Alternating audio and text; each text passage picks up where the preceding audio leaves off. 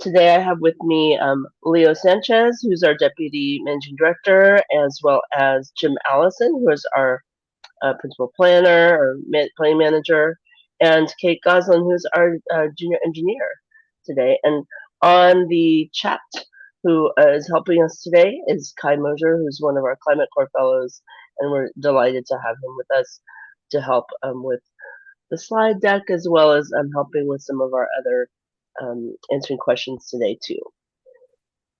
Great, and I see that Kai has the slide deck up. Thank you so much, Kai.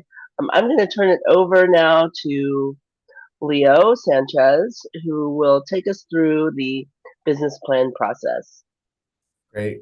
Thank you for the intro, and thanks everybody for tuning in. If you want to page through, I think it's probably third slide. Yep. One more. All right, right here. So just to give you a little background, we do this annual business plan every year. We put together our 2-year outlook, and we do this to submit to CalSTA, California Transportation Agency, which ultimately is who provides us the funding in order to run the service. We published the draft of the full annual business plan on the 7th of February. And then this week, we've been hosting both onboard workshops and virtual workshops like we're doing today. So we've gotten a lot of great feedback and comment. We're also going to be taking comments online and just through various channels. You have still another 2 weeks to submit your questions, your comments pertaining to the annual business plan. And then once we are done, we will compile all of the feedback and comments together. And then eventually, when we have our April board meeting is when we're actually going to have the final draft presented to the board. And that will also include all of the great feedback and comments that we've gotten from all of you. So that's just to set the stage for the process. If you can go to the next slide. All right, so to talk about the highlights, this is not all encompassing of everything that's in the business plan, but we're going to hit some of the high level themes, starting with performance standards. We're going to go through the operating plan and talk to you about what's coming on our service. And then we're going to have Kate give an update on safety and security. And I'm going to share a little bit about what's happening on the rolling stock front. Then share what's going on with the service and some enhancements that we're looking to do. And then we'll have both Jim talk a little bit about our plans. Then we'll have Priscilla close at the end with marketing communications updates. And looks like Rob has joined us as well, our managing director. So thanks for joining, Rob. I'm going to go ahead and go to the next slide and we can jump right into it. So just to give you a little bit of background, this is the total monthly ridership that you can see here beginning from fiscal year 20. And this is federal fiscal year. So it starts on October and then it continues to the next year in September. And you can see after the pandemic in 2020, we have been gradually getting back up to where we were. And fortunately, we've made some consistent gains on ridership. It slowed down a little bit, but we're still seeing gains month to month. And then that dashed line that you can see at the top is basically our average 2019 ridership. Next slide.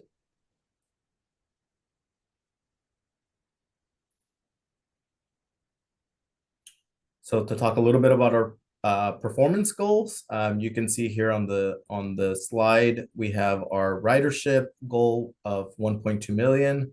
Revenue 26.8 million, on-time performance 90%, and then our fare box recovery 50%. And currently, just to share a little bit about where we're at, you saw a little bit about the monthly breakdown of ridership. Last fiscal year that ended in September of 2024, we actually exceeded 1 million riders for the first time since the pandemic began. So that is a great news story, and we're continuing to see that upward trajectory.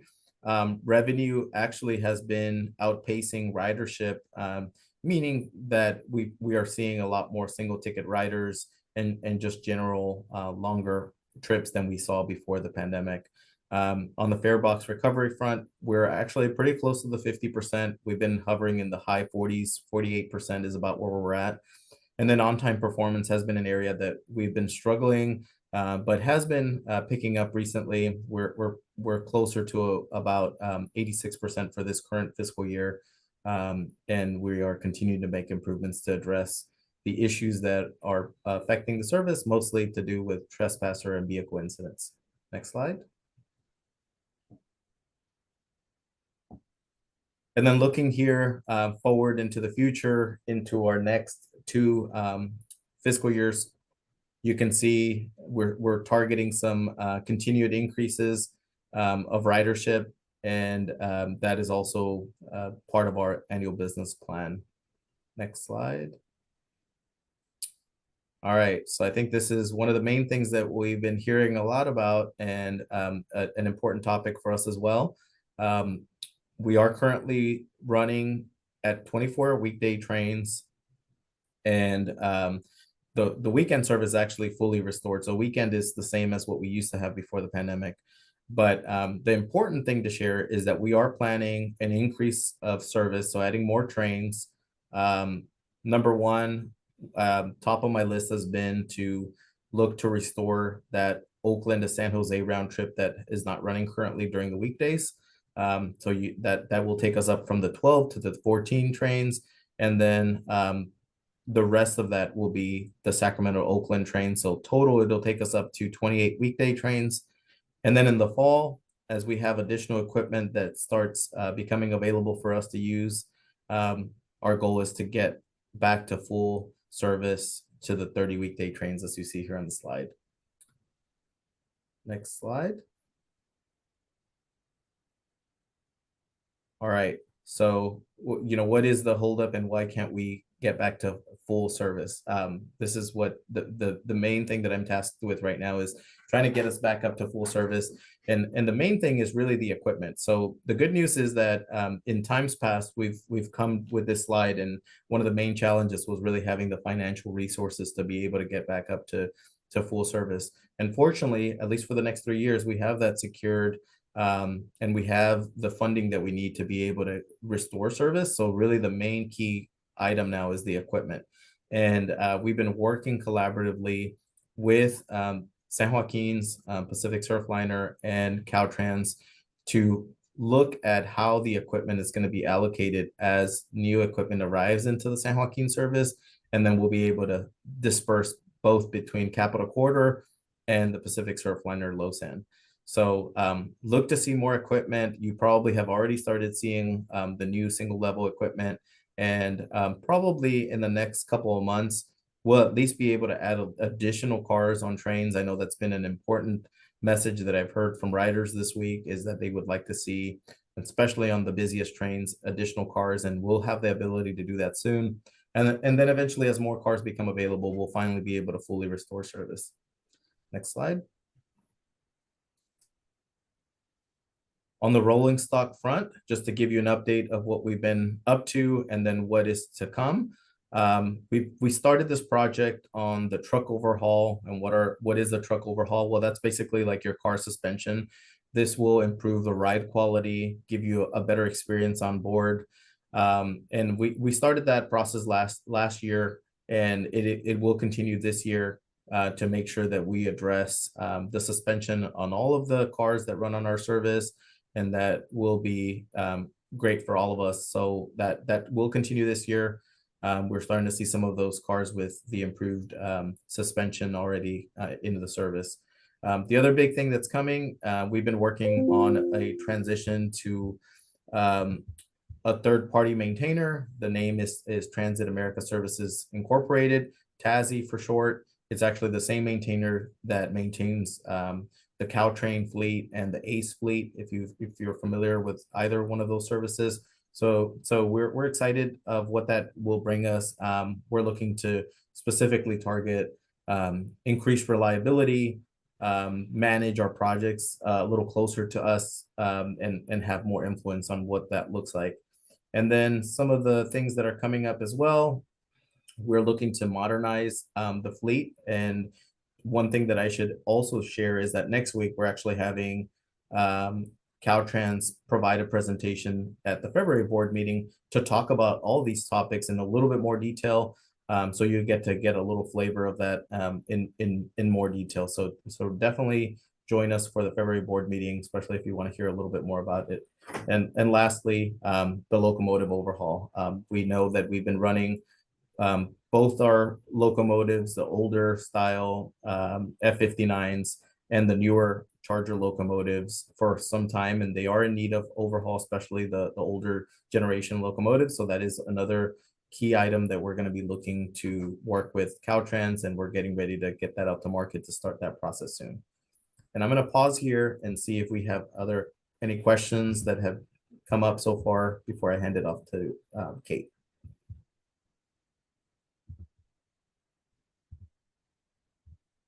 No Q&A yet? All right.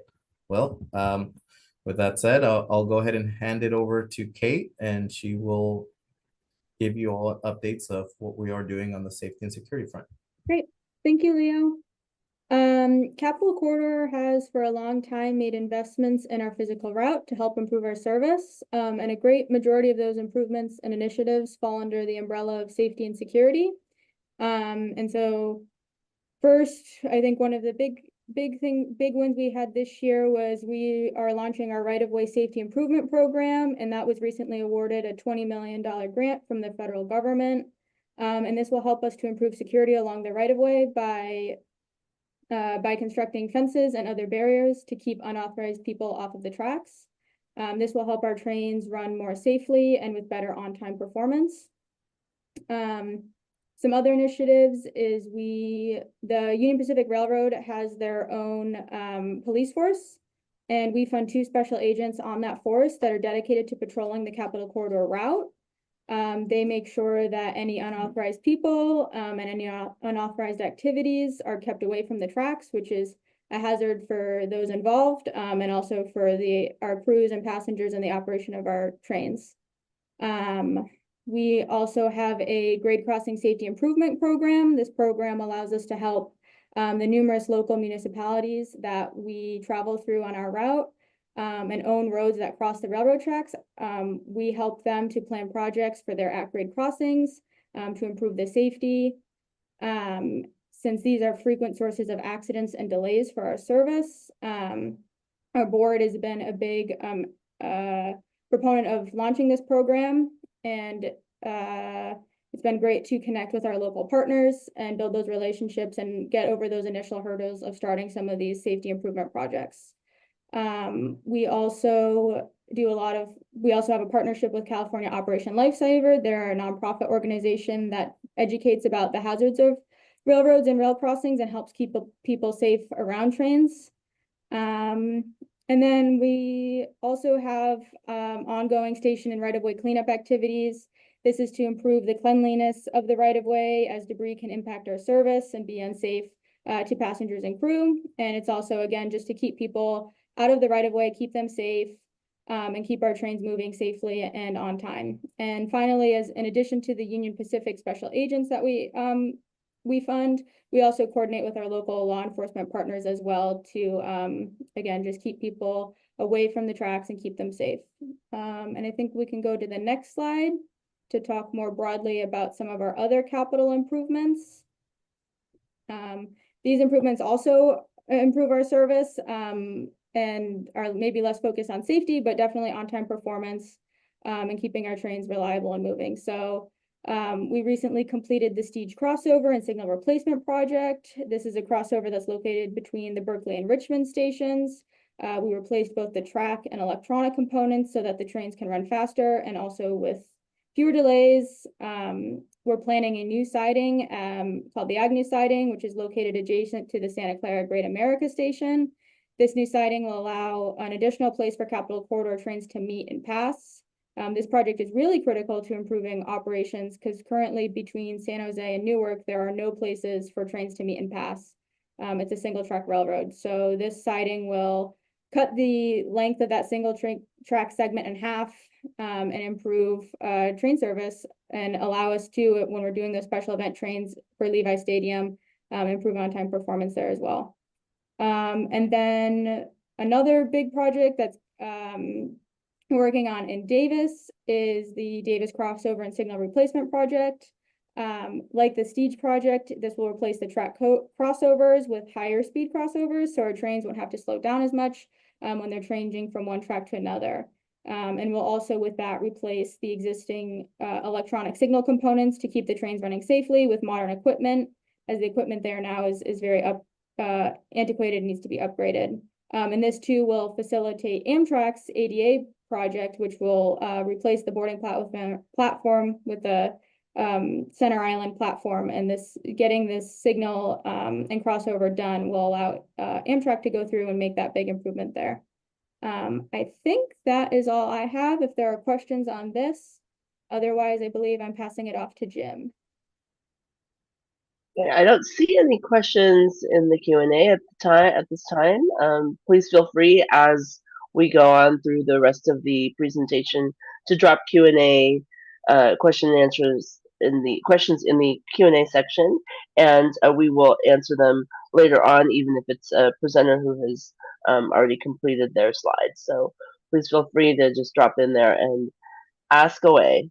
I'm going to go ahead and hand that off to Jim now for his presentation. Great. Thank you, Kate, and thanks, Priscilla. I'll talk a little bit about some of the very important project we're working on for a new method of paying for tickets on the train. It's called Tap to Ride. That's the branding. It's done under the California Integrated Travel Project.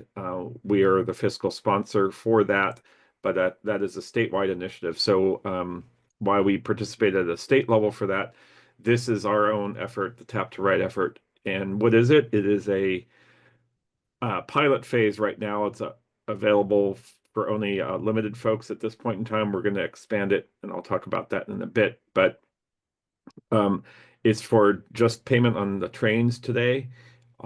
It will, if the plans go correct, we'll expand it to the San Francisco buses in, somewhere around mid-year of 2025. What it is participants that want to participate in it, they register their contactless payment card. It has that little symbol, looks like a sideways Wi-Fi symbol. It's the same card that you would use in like a Square system at a coffee place or something like that. So you register with that card and you tap to pay. You tap when you get on the train at your origin station, and you tap off to complete your payment at your destination station. So each phase of this that we're testing with, and we've been testing since March 2023, has its own different discount rates for the Tap to Ride participants.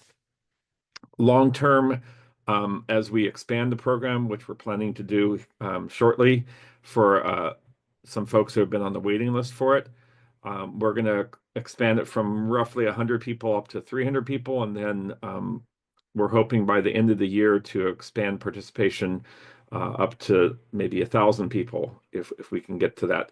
So we've been learning quite a lot from this, and it's going to be a program which is different from the Amtrak ticketing that you've all had. It will be, I think it's been pretty well received. It's just we've been working out some of the technical kinks, but the pricing for it, as we're aiming for it, would be, on a 10-ride ticket, which is a common, fairly common multi-ride ticket. It's going to be priced around that as if we keep according to the plans that we're on. So we're going to make it a competitive product that we can use in the future for and let really as many people sign up eventually for it in the future as they want. So for more information, there's a link there to sign up for it or get on the waiting list for it, and we'll let you know if you're able to when you're able to join with that. So we can go to the next slide. Okay, another effort we're doing, it's related to the Tap to Ride, certainly in some ways, is we've been looking at our fare policy. we kept our fares very stable through the pandemic because of the hardships and everything involved there. So we hadn't really changed our fares since 2019. And we also hadn't studied the fares and looked at fare policy for quite some time. The last time we had done it was, certainly more than a decade ago. So we've just recently had the fare study completed, and it outlined some opportunities that we're looking at based on things that have changed in terms of travel since the 2019 period.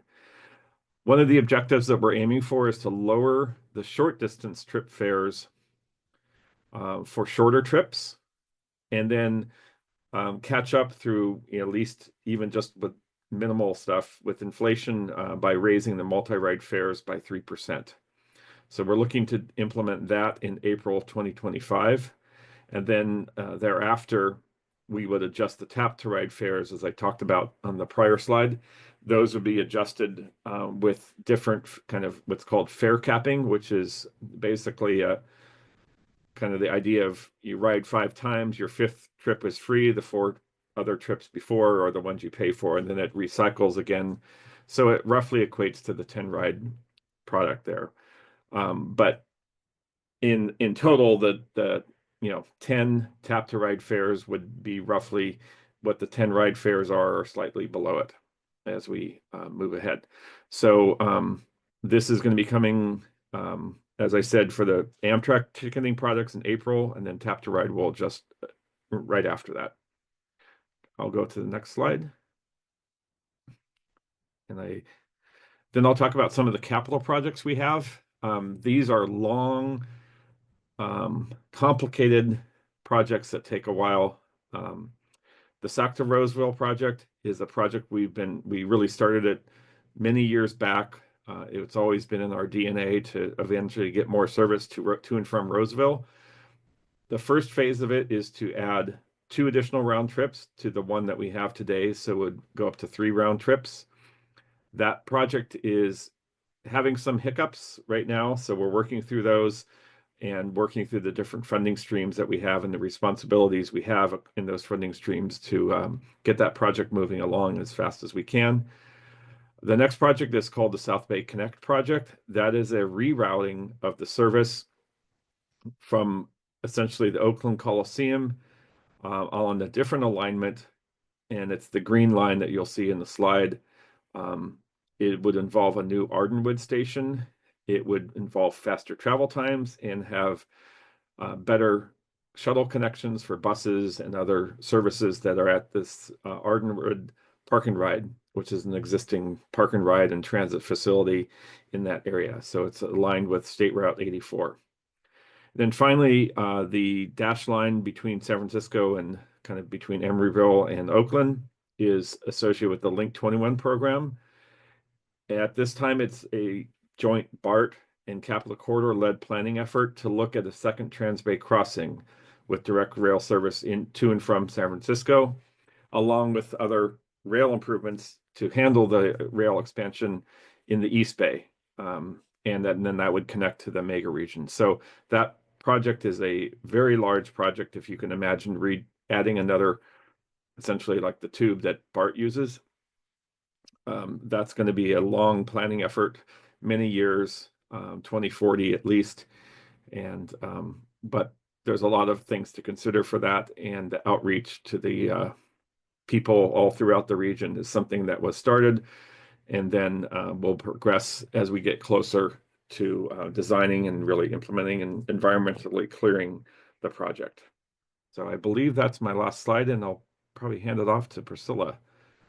If we can go to the next. Yes, thanks, Jim. We do have a couple of questions that have come in, 3 questions actually, but 2 are similar. One is about, I'll go ahead and let those for you, Jim, direct for your presentation. Yeah. Oh, I see them right there. Yeah, I'll answer those. Yeah, so Tap to Ride and Clipper. Why don't you tell us a little bit about that, and then we'll go back to Leo to answer Jeff's earlier question about ADA. Okay, great. So the one question here is about how is Tap to Ride different than Clipper? That's a great question. I'll explain it right here. Tap to Ride takes advantage of the credit card that you probably already have in your wallet that has that contactless loop payment. So it keeps the means of making payment to be something that you probably already have, or something that you'll get from your bank.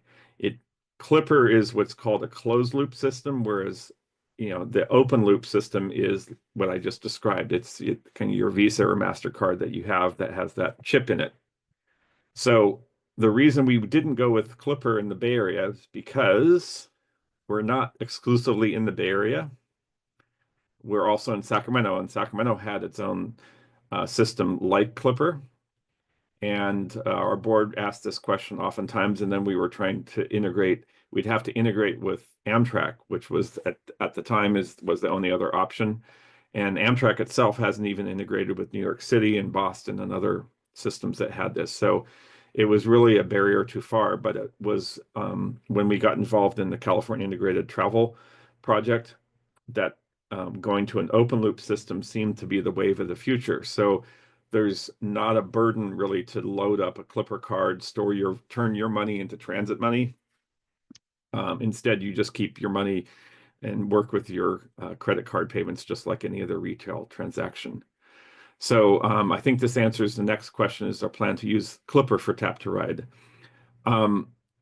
Converse, when you look at where Clipper is headed, Clipper is actually has a vast infrastructure, as you can imagine, throughout the Bay Area.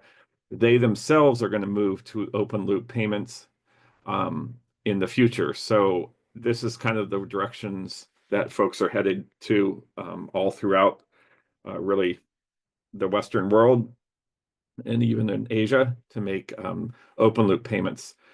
So the other important question here is, how do you manage if a rider forgets to tap on and then disembarking the train, as many of us use bikes?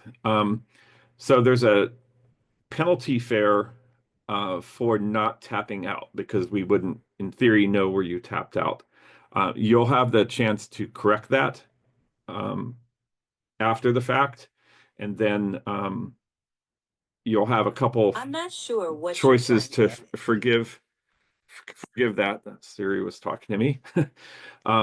You'll have a chance to make a correction to that, but the penalty fare, if it keeps going, there'll be a penalty fare, which will be a higher fare than what you would normally pay. So there's an incentive to learn the behavior of tapping out.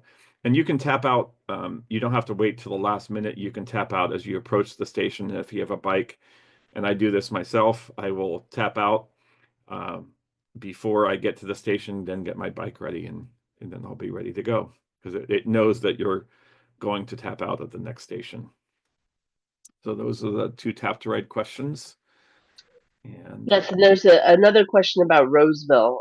Yes. If you could answer that one, Jim, and then we'll go back to the Sure. other question. Oh, I see Thank those. Yeah. Thank you, Jeffrey. The latest for Roseville.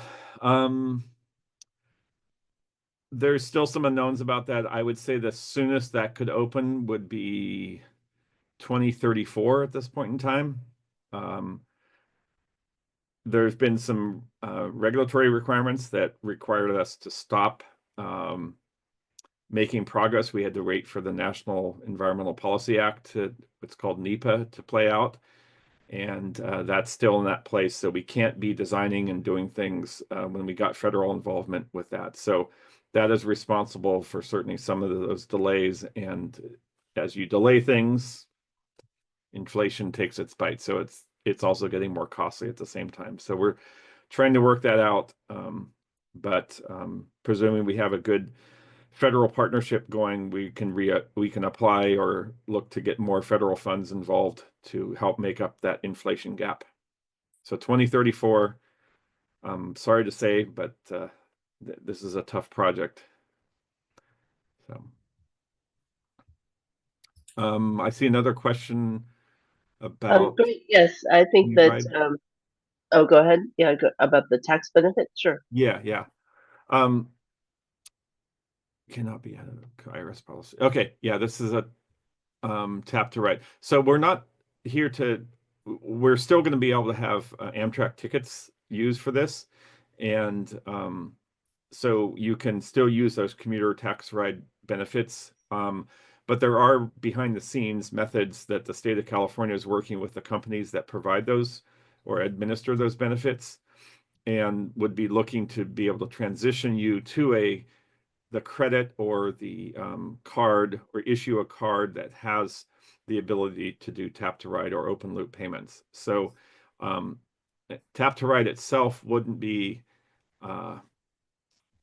it would be the same price. It's just the medium that you would have. So it depends on the situation and one that your employer is working with. You would stick to the Amtrak ticket, or eventually, if the behind the scenes you get reissued a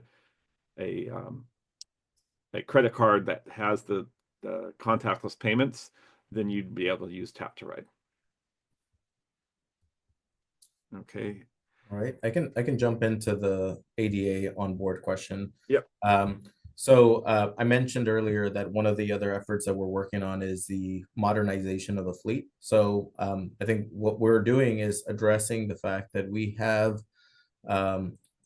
rail cars that have been with us for many years now and are definitely needing some refreshment.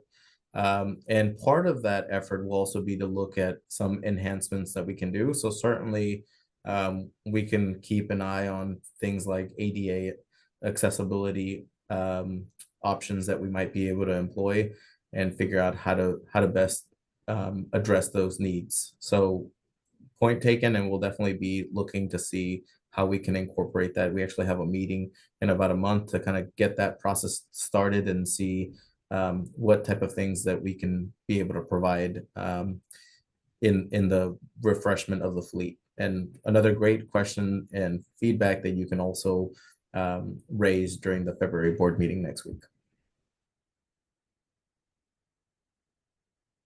Okay, and then Leah, did you want to talk about answer the question about the relationship between Capital Corridor and tracking Caltrans? Yeah, definitely. So so one of the important things to know is that Capital Corridor, oops, did I raise my hand? I did.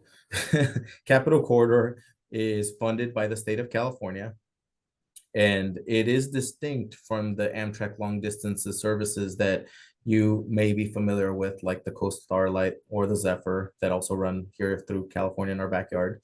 And so what we do is that we actually contract out the service to Amtrak to provide the service on the Capital Corridor. So essentially, they're a contractor that is serving the Capital Corridor route, paid for by all of our tax dollars here in the state of California. And it's distinct from the long distance in the fact that those are federally funded and paid for services. The other question was about Caltrans, and Caltrans originally managed the service, and since 1998, that actually was handed over to the Capital Corridor Joint Powers Authority to manage. The main thing that Caltrans is currently working on and responsible for is the maintenance, overhaul, and procurement of equipment. So that is still their role as it relates to our day-to-day services. They also work with us on other efforts, but the oversight of the route is provided by this group here, by the Joint Powers Authority.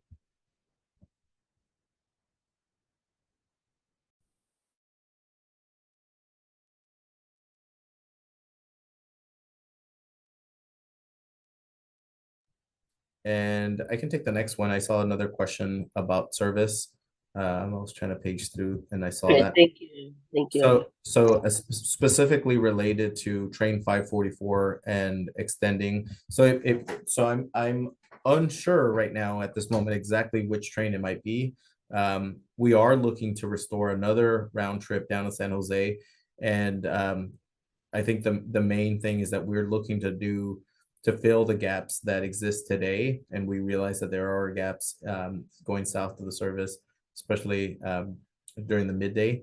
So that will be our priority. And as soon as we have the finalized schedule, we will share that with you.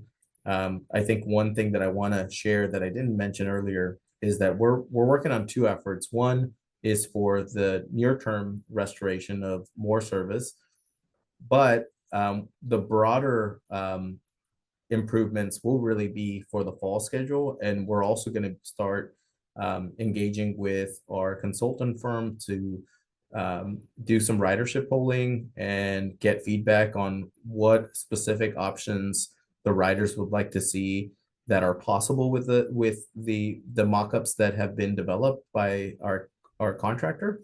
And so as soon as we have those available, we'll definitely be engaging and presenting those options to riders so that we can get feedback on what is happening. And as soon as we can, we'll let you know on what the latest schedule will be for the summer improvements. I wanted to add what I just talked about, the Tap to Ride.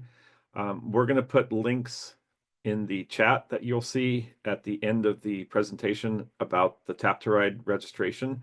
And it also will be putting in links about how to comment on the business plan later in the chat. So you'll see those in a bit. So I think no more questions. Oh, there's another question. I can answer this one. It says, is Capital Corridor participating in MTC wayfinding and signage improvement initiative? The answer is yes, we are doing that. They're working on a pilot initiative, and Sassoon is going to be a test station. Sassoon City Station will be a test station in that deployment. So we're involved in that, and that's going to go on for a number of years. All right. Great. Thank you, Jim. Thank you so much for that. And thank you, Leo, for answering those questions. I'm going to go on and move on to the rest of the presentation, one of our topics is service amenities. And this is sort of where some of the communications and all the fun things that you like about the train are addressed. One of which is our CalPIDS, the California Passenger Information Display System. This is a modernization program that's taking some time to get going, but one of the things that we have achieved in the past year is getting the GTFS real-time feed, train status feed, available for third-party trip planning apps to use in their data portals and use in other ways so that there can be information about train status available to others. We're also working on other improvements for our own service alerts that will be coming in hopefully the next several months. We're looking at changing for our email and text message alerts. Currently you subscribe by weekday and weekend. We're looking at changing that to day of week to better match how people choose their travel, in terms of how they subscribe to which alerts, so you're not receiving, alerts for Fridays delays when you don't travel on Fridays. So hopefully that will help our passengers in terms of getting better information. But we know that this is an area where we're trying to continually improve, and definitely the displays out there will need improvement as well. And Jim, I don't know if you want to chime in a little bit on more of CalPIDS, since you're a little bit closer to it than I am. Yep. No, it's fine.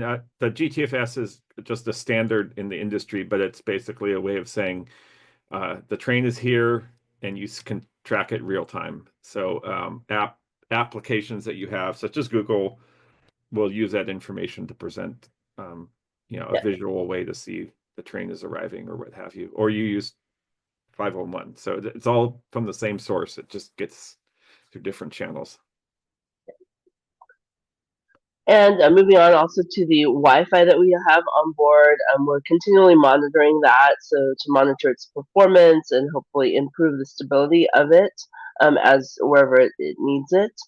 We have introduced full-length movies within the past year or so that have been very popular with our riders. Hopefully you've been enjoying that. If you haven't, then now you know to take a look at our onboard Wi-Fi portal and check out what kinds of offerings we have. We do change those seasonally based upon what is available, and hopefully we find things for you to watch and pass the time. As well, food service with our cafe car, we are continuing to add seasonal specials and some new items. We actually just earlier this week got a request for non-alcoholic beer, and we must have done the same wavelength because we are going to be adding some non-alcoholic beer options for people who are interested in that. And we're always open to suggestions about what you might want to find or might might find appealing to use on the train and to snack on the train. So we're definitely open to suggestions. So please feel free to let us know about that. And I hope that you've been enjoying Happy Hour as well, the discounted drinks. We were delighted to bring that back a year or two ago, and those are the discounted drinks and sometimes free cookies whenever we can. We do those quarterly so that we can have staff on board to uh, visit with the passengers, and also just to sort of treat our passengers and just say thank you for riding.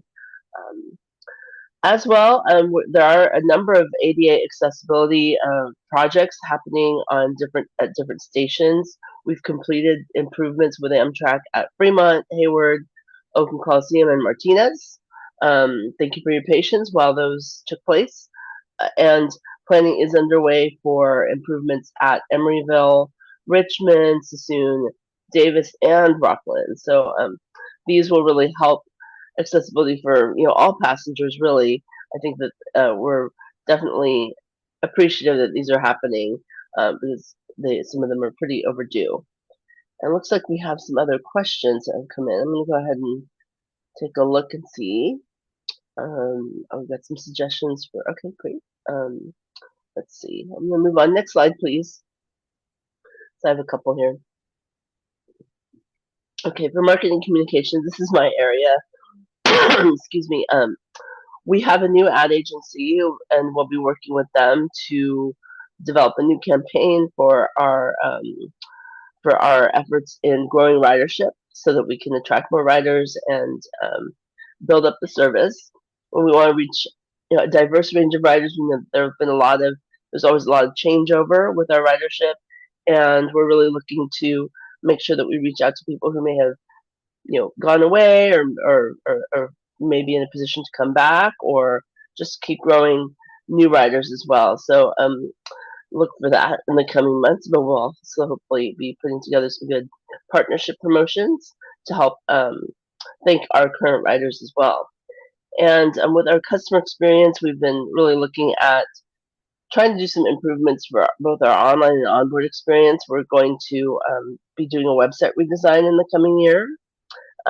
coming months actually, and then also look at some of what I mentioned earlier, the improving the service alerts, and as well we're looking at sort of revamping some of what we have as our contact center, and improving the interactive voice response system that we have. So we'll be hopefully making those a little bit easier for people to use and leave messages for us.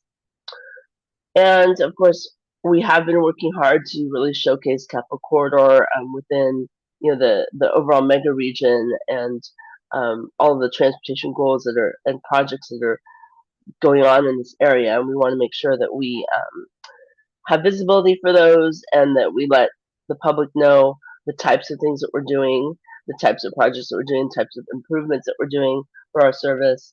And of course, we also want to be out in the community, and we plan to be at stations a little bit more often. I think some of you may have seen us at the stations promoting our Pets on Board program, as well as some of the other things that we'll be working on in the coming months.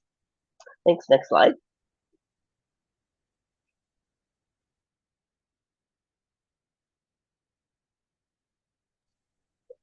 Great. So that concludes our formal slides that we have. We do have many ways to comment. You can comment here at a public workshop on our business plan. We also have a link where you can submit your comments online, capitalcorridor.org/businessplan. You can also, if you want to send us a cute note, you can write to us via mail, a snail mail, and use that. Or you can also leave a message on our voicemail line. Deadline for your comments as you review the longer document and take a look at it.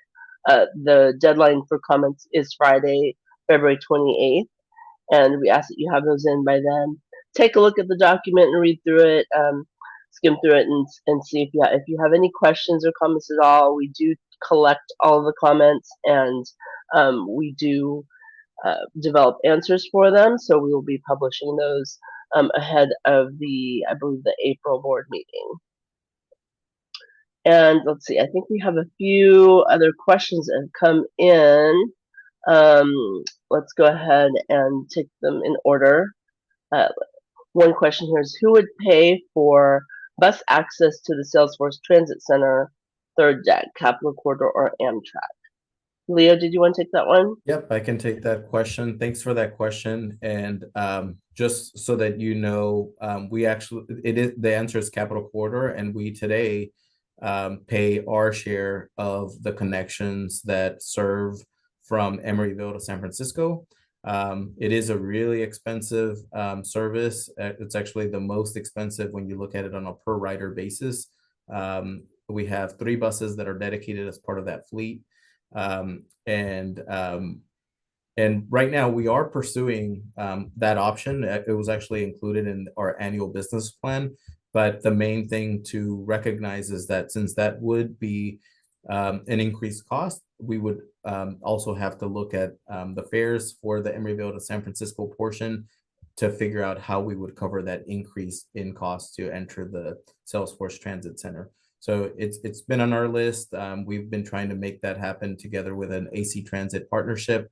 Unfortunately, we haven't been able to come to an agreement. And so we're looking to still address that question that has been on our riders' minds and our own minds of how we can enter Salesforce Transit Center. And we're in those conversations right now. And we'll keep you posted with additional information on that.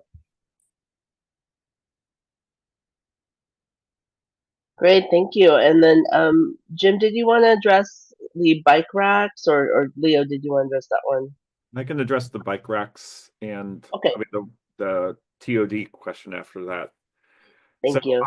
Let me just quickly go through the bike rack ones. I know on the first suggestion, there is a little sliding door that has to stay in place because, and I didn't know this at the time, but firearms can be transported on the train, but they do have to be locked up. So that door has to be there as the potential lockup storage place for firearms traveled. So cannot unfortunately move that door or get rid of it because I know it does block things. In terms of the other questions, we did have some new designs. I'm answering number 3 right now, that staggered and slightly angled the bikes so we could get more bikes in the same space.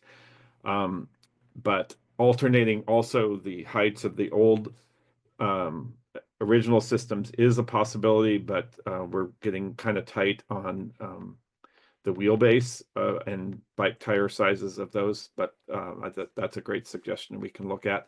And then finding the second one about the scooters and foldable bikes in the bike rack, which could go in other places. I think we can look at an opportunity to do that, but it's hard to police everybody as they come in and just put their bike wherever. But we can do a public education campaign and maybe do some marking to do that. So I really appreciate that suggestion. I know it gets very crowded with bikes, and we've had bikes and conflicts, and it's really dense in there. So we continually monitor bikes, and it's a great partnership with trains, but it also is challenging. So keep the feedback coming, and we're going to try to accommodate everybody that we can.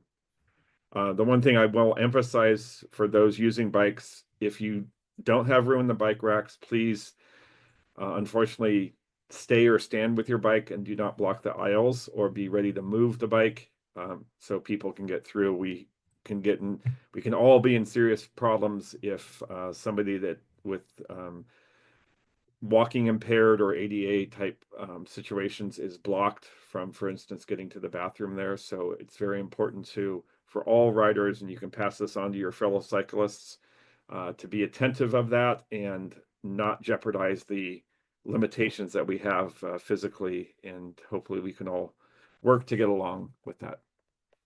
So the next question is, are we exploring partnerships for TOD, transit-oriented development? Oftentimes cities come to us to look at that, and we do occasionally get interest in partnering with affordable housing projects, and there's some funding incentives to partner with those projects. So we get those. We don't explore them typically because we don't really have land use control, but those who are looking to utilize the proximity of a rail station will engage with us. I guess there's another question I should probably answer. Any progress to Reno? Slow progress. There's a corridor ID program from the federal government, and Reno is in the corridor ID program for the Capital Corridor. I think what you'll see first, the answer to get first to Roseville would provide enough, eventually with the last phase, it would provide enough frequency to extend or meet some of those trains to go to Reno. We are talking with the Reno and Tahoe, North Tahoe and Truckee resort areas, working with them to kind of get that area primed to have good bus connections. So it's easier to run buses up there right now. We're also working with Union Pacific as the opportunity presents to get them aware of the potential extension to Reno, but it's not anything on the horizon anytime soon. We really do need to get these other closer in core projects done before we can think about that expansion. I think that's all the questions that are kind of in my wheelhouse. Yes, thank you, Jim, for answering those. Another question has come in about ridership and how Capital Corridor hasn't fully rebounded from the drop that we suffered during the pandemic, and it is creeping up. Our plan, right now is really to, as I mentioned before, with our marketing efforts to grow our ridership and get the word out about the service to people who may have, moved around during the pandemic and may be looking for transportation alternatives now that they're possibly being called back into office, or maybe they didn't know that about the service before. So there's a lot of opportunity there for, I think, bringing some new riders, as well as maybe others who may be interested in the service for taking it for other reasons, who maybe took it before. So we're definitely looking at ramping up our marketing efforts quite a bit this spring and summer to make sure that we attract more riders back. Additionally, I mean, I think that one of the things that's hampered us is just making sure that we have a schedule that suits people's needs in terms of their ridership patterns. So one of the efforts that we have going is that we will be asking our riders for feedback on the upcoming schedules that we are planning. And we want to know that we're putting the trains in the right places, that these are appealing schedules for people, because it is a challenge sometimes to adjust the schedules and make sure that we have trains in the right spots to serve our riders. So we definitely want to do that. So we'll be doing more outreach ahead of time before we develop the next schedules later this year. And let's see. If I could just add to your comment on getting back to. Yes, I was about to introduce you. This is Rob Paget. He is our managing director, if you don't know him. So I'm going to let him add on to that as well. Yeah, I was going to say that we have a multi-pronged approach that Priscilla talked about. We're going to continue to add our service back that we haven't added all the way. We're going to bring more cars back. So we know we have some limits on capacity that some of you feel. So we're working on that. It's been slower than we hoped, but we're going to bring cars back. We're going to have a new fare strategy, and I encourage people to watch our next board meeting. You heard a little bit about that today. The other thing we're doing is we're making sure that it's easy to ride the train, and the Tap to Ride program is a big part of that. So it's really multifaceted. I would just say that I feel quite optimistic about our ability to get back to pre-pandemic ridership. We want to get our budget into a good place so that we're fiscally in a good spot. There's a lot of uncertainty in the world right now, and I think the way that we can be strong as an organization and protect our service is to grow the revenue and to make sure that all of you are able to continue to ride the service and that we meet the needs of our customers. So keep your eyes out. We have a lot of exciting stuff that we're going to do this year to really keep growing the service.